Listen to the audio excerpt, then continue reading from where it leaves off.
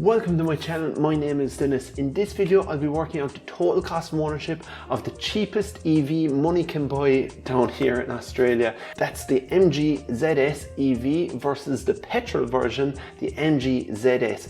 And I'll be calculating how much these cars will cost me if I was to drive them 5,000 kilometers, 10,000 kilometers or 20,000 kilometers a year for 5 years. I'll also be working out how many kilometers I'll need to drive to justify the $24,000 premium for the EV. Stick around till the end of the video to see where these two cars come in my value leaderboard. I'm trying out a few new segments in this video, and if I was to buy the cars using finance and including opportunity costs, let me know in the comment section below what you think. Am I going into a bit too much detail for your liking? If I do start getting into a bit too much nitty-gritty detail for your liking, you can jump ahead at any point using the progress bar below. Before I jump onto the computer and start going over the figures, please subscribe to my channel and hit the bell notification next to it. The more people that subscribe, the more time that I can invest in making videos like this one. Now, without further ado, let's jump onto the computer and start going over the figures.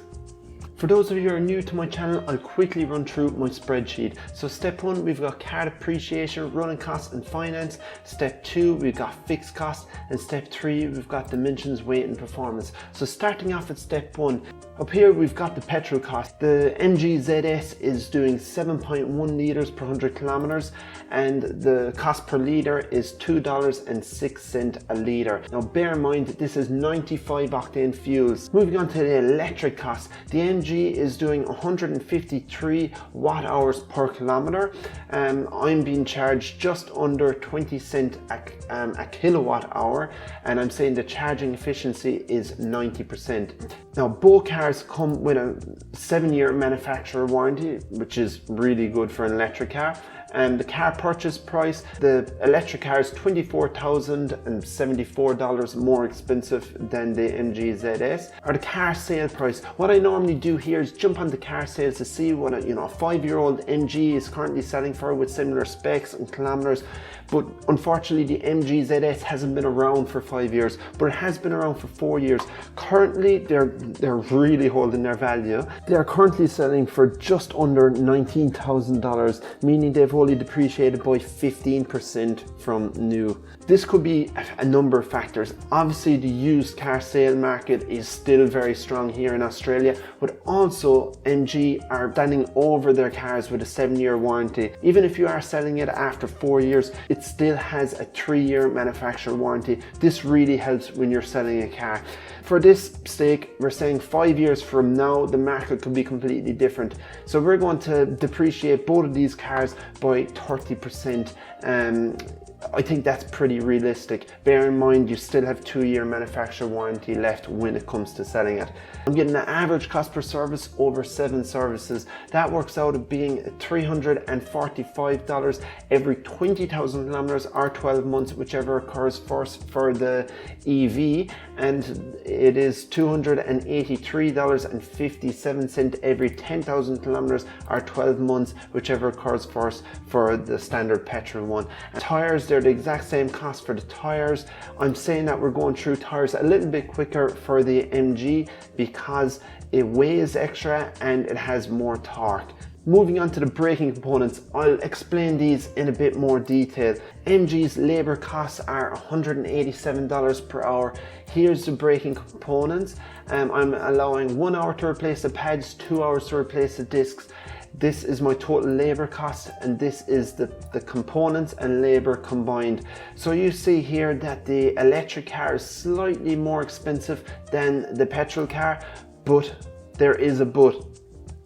Because you've got regenerative braking in the electric car, if you drive these cars right, you practically never have to replace the pads. That's why I'm giving the electric cars braking components a lot longer lifespan over the petrol car.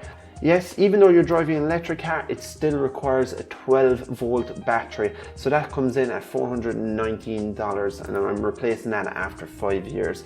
Finance, for now, we're leaving the opportunity cost blank and the finance blank. We'll come back to this later in the video. Step 2, we've got fixed costs. So registration is slightly cheaper in the electric car over the 4-cylinder petrol, and the insurance is slightly more in the electric car, but combined they're pretty much the same cost per year. Cost per month, leaving that blank, and one-off payments, leaving that blank. I have a few prompts here, but for the purpose of this, I'm leaving it blank. Step 3, we got dimensions, weight and performance. This has no implication on the cost of the vehicle, but I'll run through a few of the interesting facts that you might find interesting. So the power is in kilowatts and the torque is in Newton meters. Obviously, you got more, power and torque with the electric car, and the 0 to 100 km/h time is almost 2 seconds quicker in the electric car. They're same car, so obviously the same dimensions, but the electric car is 277 kilos more than the petrol car. So that works out of being about 3.5 of me in the car. Now, the moment that we've all been waiting for, the total cost of ownership for these two cars is, drumroll, is $28,291 for the EV and $26,219 for the standard petrol one. So that's a saving of $2,071 if you buy the petrol car. Now, what does that work out per week? So you end up saving almost $8 a week. This is a lot closer than I was expecting. If you're finding this video interesting, please give it a like, and this will help my video be recommended to more people on YouTube.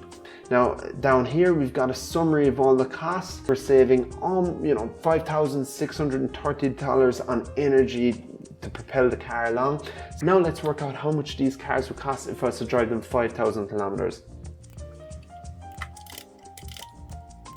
That works out to being $18.62 saving if you buy the petrol car. And now let's calculate 20,000 kilometers a year. Because you're doing so many kilometers, now the electric car works out to be $18.80 cheaper than the petrol car. Now let's work out how many kilometers you'd need to be doing to justify buying the electric car. So obviously 20,000 kilometers, there's a big saving there. So if you just do 13,000 kilometers a year, you're better off buying the electric car. Now let's include opportunity cost. So briefly, to explain opportunity cost, the electric car is $24,000 more expensive than the petrol car. So you could put this $24,000 into an investment fund and you could be getting a return on this money. So let's calculate it at 5%. So that means you're losing out on $6,651 on potential earnings. And now let's see how many kilometers you need to do to offset that opportunity cost.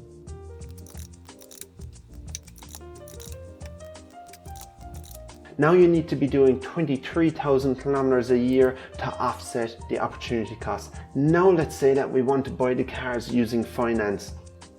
So we'll put this back to 13,000 kilometers. This is the average distance that we travel here in Australia. We'll remove opportunity cost. We're going to have a $0 down payment, 5 years. That works out as being $211.13 a week for the electric car, and it's $101.33 a week for the petrol car. Now the electric car is $4,315 more expensive than the electric car.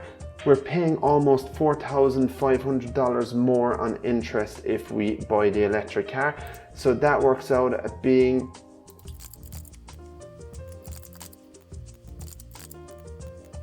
So if you get finance in the car, you need to be driving an extra 20,000 kilometers a year to justify buying the electric car. Now bear in mind, I'm leaving out opportunity cost and finance, and I'm saying that we're driving the vehicles 13,000 kilometers a year, which is the average distance that we travel here in Australia. The MG ZS EV is in third position, right behind the Camry Hybrid, and the MG ZS Petrol is in fourth position. So the only other EV that I've done is the Tesla Model Y, and that's down here in 10th position. If you want a closer look at any car in particular, by all means check out their video.